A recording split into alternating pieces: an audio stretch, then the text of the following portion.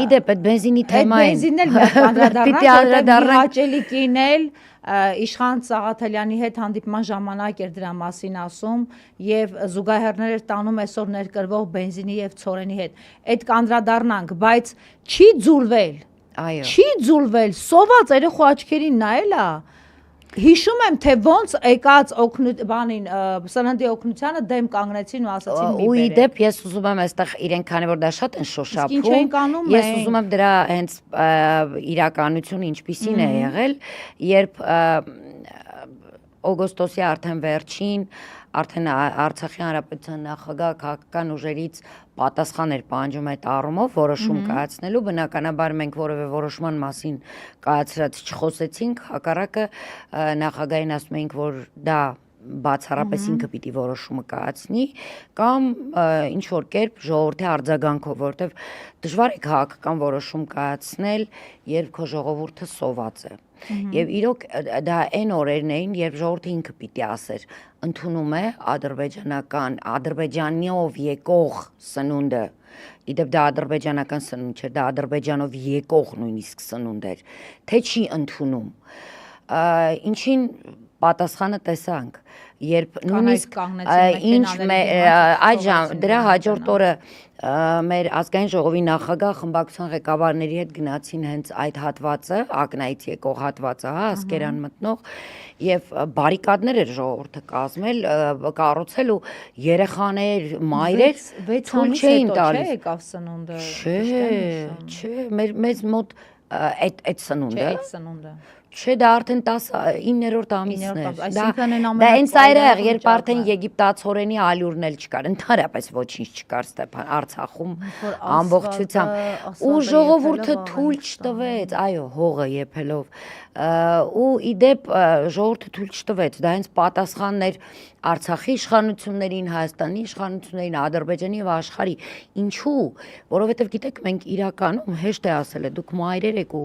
պատկերացրեք 9 ամիս, ամսվա սկզբերին դու ընդհանրապես քո երեխային իր սիրած ուտեստը չես կարողանում տալ։ Դա ինչ որ մի կերպ կարողանում ես բացատրել, բայց արդեն 6-7 ամիս անց մենք ընդհանրապես որևէ բան չէինք կարողանում տալ։ Եվ ես դպրոցում աշխատելով դրա ականատեսն եմ եղել, երբ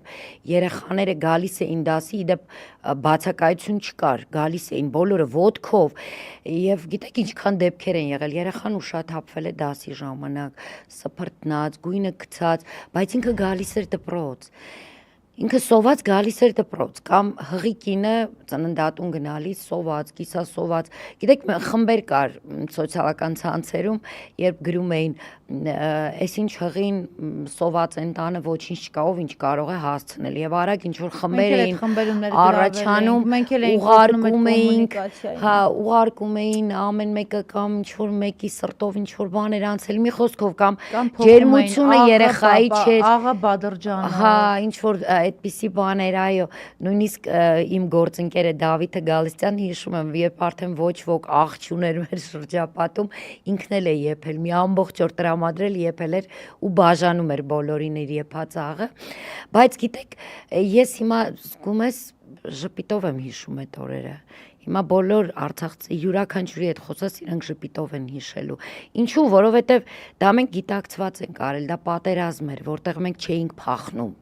Չէինք փախնում այդ պատերազմից։ Հա, զենքեր չէին կրակում այդ օրերին, այդ ամիսներին, բայց մենք շատ լավ գիտեինք, որ կամ պիտի քաղաքական լուծում ստանա այդ ամենը լավ առումով, կամ զենքերը ի վերջո կրակելու են։ Ու մի մոռացիր, թե ինչ կոչեր հնչեցին,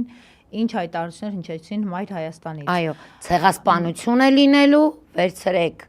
ադրբեջանական անձնագրերը եւ ապրեք ադրբեջանական դրոշի ներքո։ Եվ մի քանի անգամ կրկնվեց, որ Հայաստանը չի երաշխավորում Արցախի անվտանգությունը, հրաժարվում է այդ անվտանգության երաշխիքից, որ սահմանադրության մեջ է նշված։ Հիշում եք մեր պատասխանը։ Այդ առանց վառելիքի Արցախում, առանց հացի Արցախում մարդիկ կիլոմետրեր, տասնյակ կիլոմետրեր ոտքով գալիս էին վերածննդի հրապարակում 3 անգամ մենք մեծ հանրահավաքներ ենք արել 50-60 հազարանոց, որով հայտնել ենք ժողովրդի դիրքորոշումը, որ ոչ, մենք չենք ընդունում այն ինչ որ պարտադրում ու պահանջում է Ադրբեջանը ու Հայաստանի իշխանությունները եւ մենք պատրաստ ենք շարունակել սովի, չգիտեմ, ցրտի պայմաններում, բայց մեր հայրենիքում գոյատևել, մինչ լուծում ստանալը, լուծում այնպիսի լուծում, որը պիտի մենք ապրեինք մեր տներում, մեր հայրենիքի հայկական այսպես երկու հայրենիքներից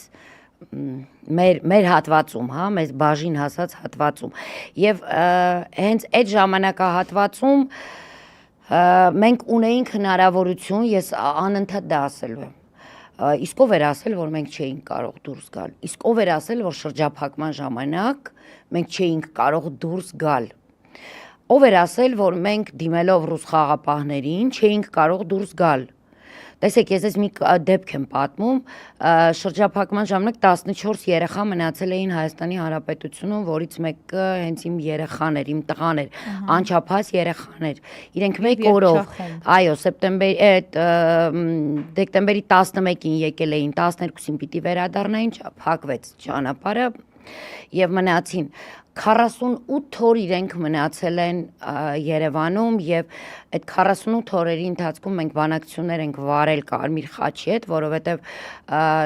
ռուս խաղապահների միջոցով պարզվեց, որ բերել է Արցախ անչափահասների համար այդքան անվտանգ չի կարող լինել, պիտի նաև ներգրաված լինեն Կարմիր խաչի ներկայացուցիչները եւ Կարմիր խաչին մենք ամիսներ շարունակ չէինք կարողանում համոզել,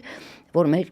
երեխաներին բերեն, իրենք ասում էին ինչ եք ուզում տանել ավելի վատ տեղ, եկեք հակառակն անենք ընտանիքի միացում, ձեզ տանենք Հայաստան եւ թե մենք, թե մեր երեխաները հրաժարվել են այդ առաջարկից։ Այսինքն դուրս գալու հնարավորությունը եղել է 9 ամիս շարունակ, նույն հղիները, նույն ցանկացած ով որ կուզեր, որովհետեւ չէր դիմանում, այլևս չէր կարող դուրս կգար, ասեմ եղել են նաև հեշտապօգնության միջոցով իհարկե նաև այն պապիկը, որը դուրս գալուց գերեվարվեց, ձերբակալվեց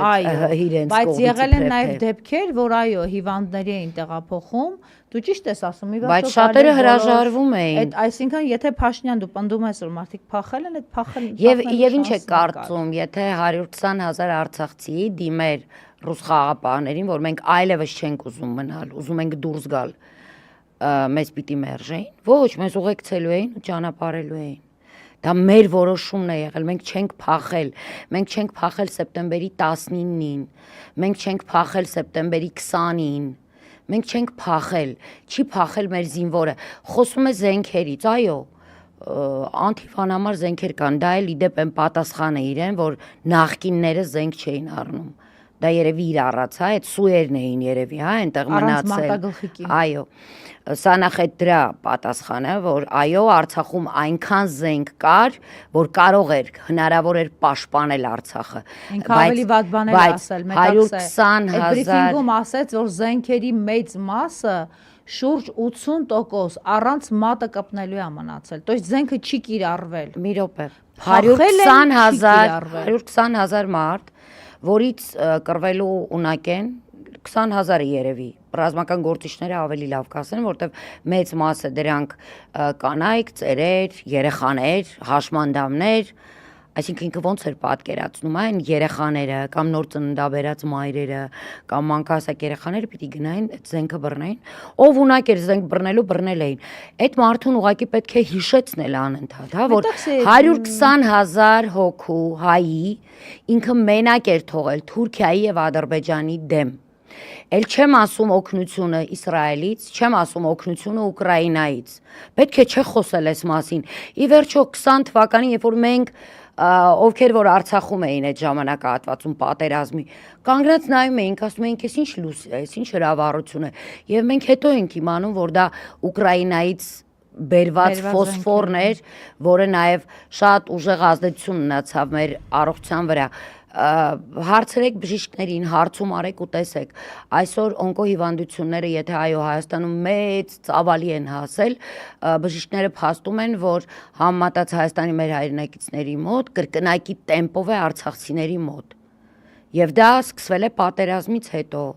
աչքերի տեսողության, կուրության խնդիրներ, դա սկսվել է պատերազմից հետո, բայց չէ որ այդ զենքերի կիրառման արդյունքում է եղել։ Տարյուկես Միքայելյան հիվանդանոցում էին պարկած, ովքեր որ մոտ են չեմ եղել։ տեսել, որ առողջապահության նախարարը այսօր որ տանցիներ է անում ավտոբուսներում ու չգիտեմ ինչ դրա վերլուծությունը տան մի անգամ չի այցելել ֆոսֆորով ինքը նաև դրանով քաղաքական մեսիջ կաներ, հասկանում եք, չէ՞, Նիկոլը կամ կինը որևէ անգամ նրանք չայցելեցին այդ արցախցիներին հիվանդանոց եւ չփորձեցին այդ մեսիջը անել աշխարհին, որ դուք այդ կենսաբանական զենքն եք օգտագործել մեր դեմ։